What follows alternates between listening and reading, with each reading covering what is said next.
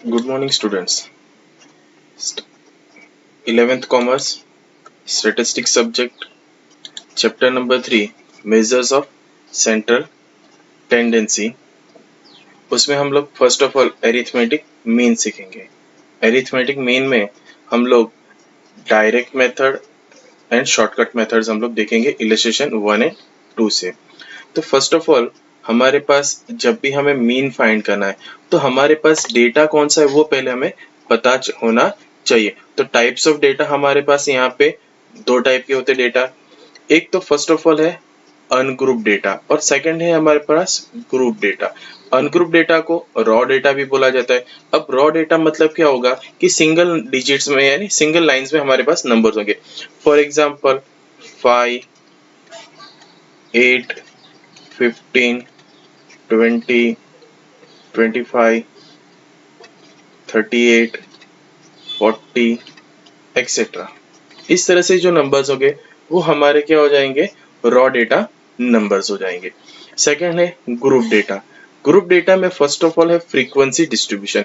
अब ये frequency distribution, discrete of frequency distribution, तो उसमें हमारा क्या होगा कि जो भी हमारे पास जैसे रॉ डेटा में नंबर्स है हमारे पास, उसके साथ एक फ्रीक्वेंसी दी होगी कि जैसे कि यहाँ पे एग्जांपल हम लोग लेंगे, वैल्यूज में 5 लिया तो उसके नीचे हमें वैल्यू दी होगी 2, फिर एक वैल्यू दी होगी 7, उसके नीचे होगा 3, फिर एक वैल्यू दी होगी 9, उसके नीचे होगा 1, एक और वैल्यू हम लोग लेते हैं यहाँ पे सपोज 15, उसके नीचे होगा value 7.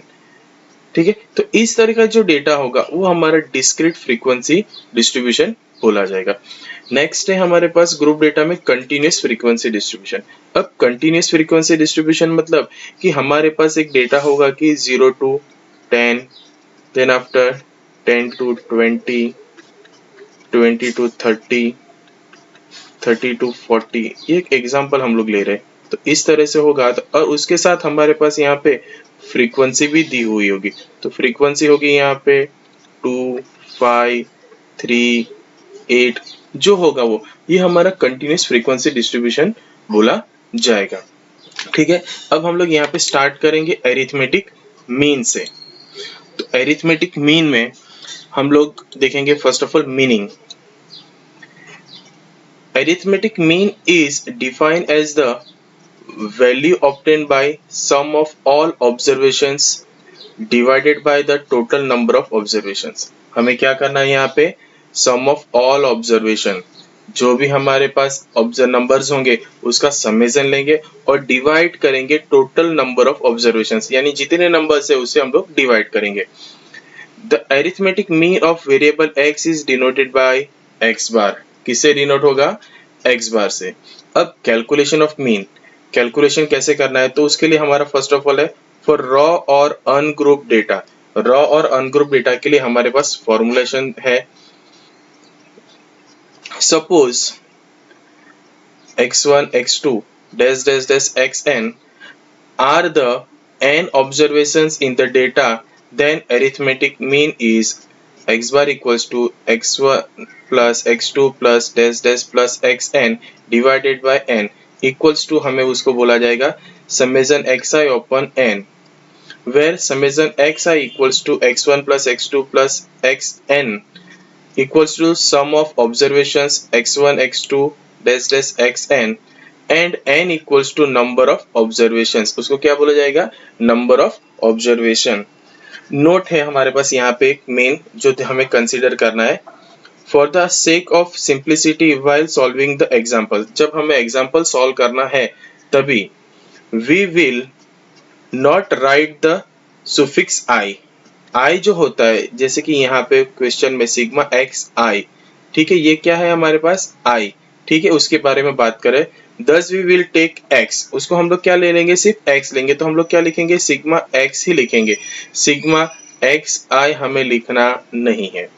Instead of x I, D instead of D I. अगर हमारे पास डी होगा बराबर तो समेशन डी आई ही लिखना रहेगा, समेशन डी आई लिखना नहीं है, समेशन डी ही लिखना है. And F instead of F I, F की जगह पे अगर एफ हमारे पास आएगा तो हमें सिर्फ एफ ही लिखना है, एफ आई नहीं लिखना है. Clear cut. अब हम लोग स्टार्ट करेंगे इलस्ट्रेशन नंबर 1 से। अब देखो इलस्ट्रेशन 1 में the following data shows the number of scooter repaired daily at a garage।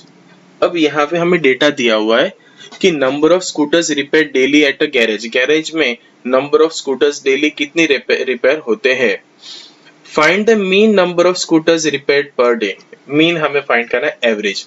अब एक चीज समझो कि एवरेज मतलब क्या होता है कि जैसे कि हमारा जो भी रिजल्ट होता है, ठीक है, सब्जेक्ट्स का, स्टैंडर्ड्स का हमारा जो रिजल्ट्स होते हैं वो हमारा एवरेज शो करता है।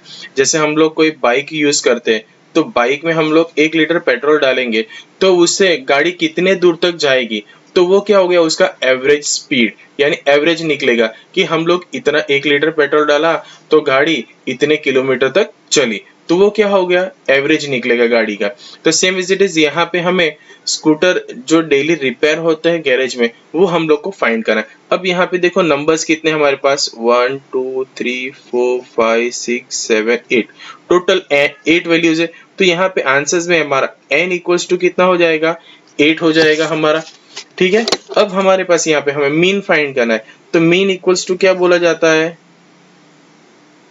मीन इक्वल्स टू x बार है हमारा।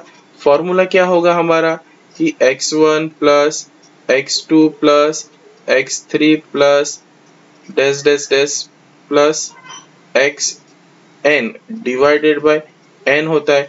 उसका दूसरा फॉर्मूला क्या है हमारे पास, सिग्मा x ओपन n, बराबर है। तो सिग्मा x ओपन n है, तो हम लोग क्या करेंगे, यहाँ पे वैल्यूज लिखेंगे 7 plus 13 plus 4 plus 8 plus 6 plus 9 plus 10 plus 4 divided by numbers of, कितने हमारे पास ऑब्जर्वेशन 8, हमारे पास टोटल आएगा 61/8। आंसर्स होगा हमारा 7.625। अब देखो हमें 2 डिजिट्स में आंसर रखना रहता है, तो 2 से वैल्यू आगे कितना है, 5 है, 5 से है आगे, बराबर। तो हमारा जब भी ये इस तरह से होगा तो हम लोग एक वैल्यू 5 से अप रहता है या इक्वल्स टू 5 रहता है, तो आगे की वैल्यू को हम लोग बढ़ाएंगे एक नंबर से। तो हमारा एवरेज स्कूटर्स रिपेयर कितने होंगे, 7.63 एवरेज स्कूटर पर डे हमारा यहाँ पे रिपेयर्स होंगे x बार, ठीक है। अब नेक्स्ट मेथड देखेंगे हम लोग, शॉर्टकट मेथड। शॉर्टकट मेथड से second, if the values of observations are very large, observations की वैल्यूज क्या होगी, लार्ज होगी, बराबर। The calculation can be simplified by using assume mean, assume mean से हम लोग यहाँ पे करेंगे।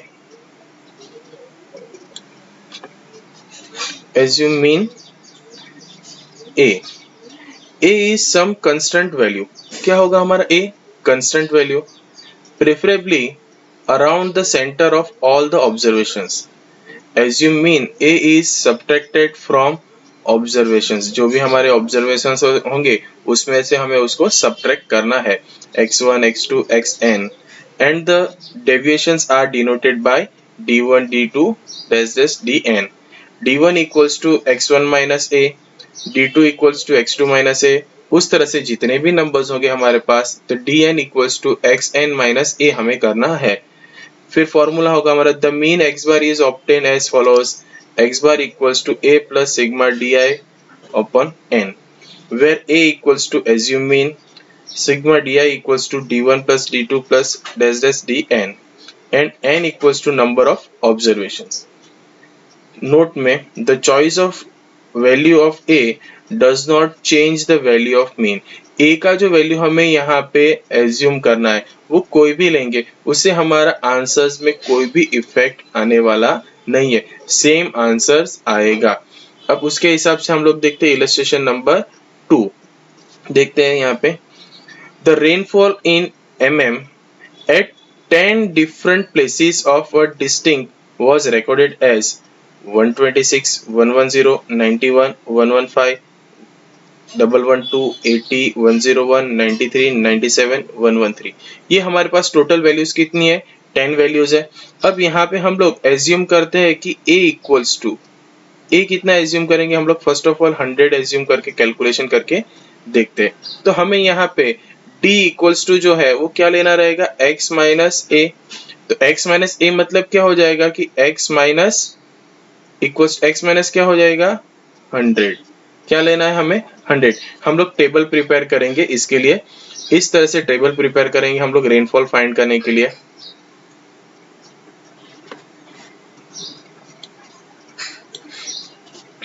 रेनफॉल x जो वैल्यूज हमें क्वेश्चन में दी है वो स्ट्रेट कॉलम्स में हम लोग लिख देंगे। फिर हमें फाइंड करना है d equals to x minus A, तो a इक्वल्स टू 100। अब हम लोग पहला फाइंड करेंगे, 100 माइनस करेंगे तो 126 माइनस 100 कितना वैल्यू आएगा 26।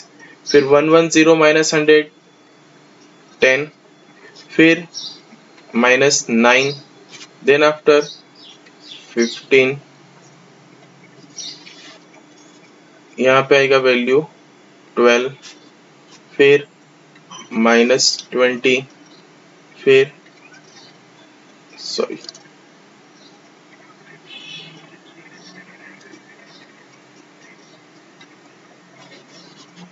एक सेकंड, हाँ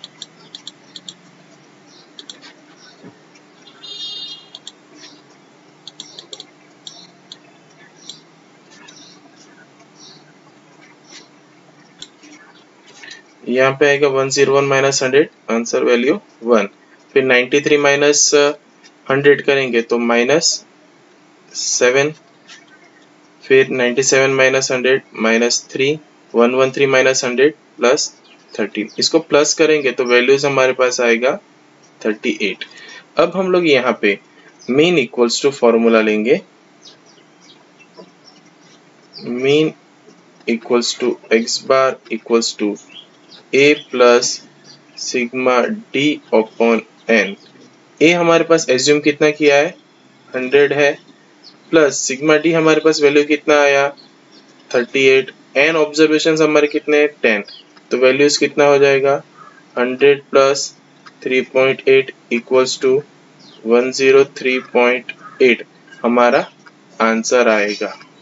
ठीक है, अब यहाँ पे हम लोग ने कितना वैल्यू लिया था as assume a equals to 100 लिया।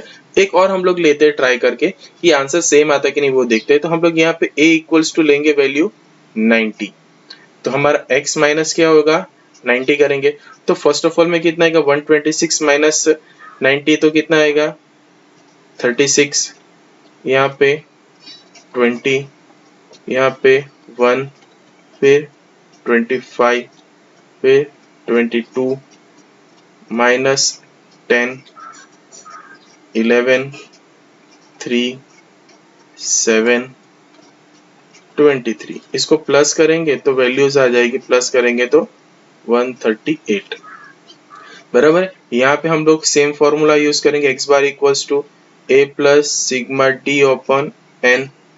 अब a इक्वल्स टू हमने यहाँ पे कितना लिया है 90 प्लस सिग्मा d कितना आया 138 डिवाइडेड बाय 10, n हमारा 10 है तो 90 प्लस 13.8। ठीक है, तो वैल्यूज देखो हमारा आंसर 103.8 हमारा क्या आया सेम। यानी हम लोग जो भी एज्यूम करना a वो 90 लिया या 100 लिया, उससे हमारे मीन में कोई फर्क आने वाला नहीं है, यानी दोनों आंसर सेम आएंगे।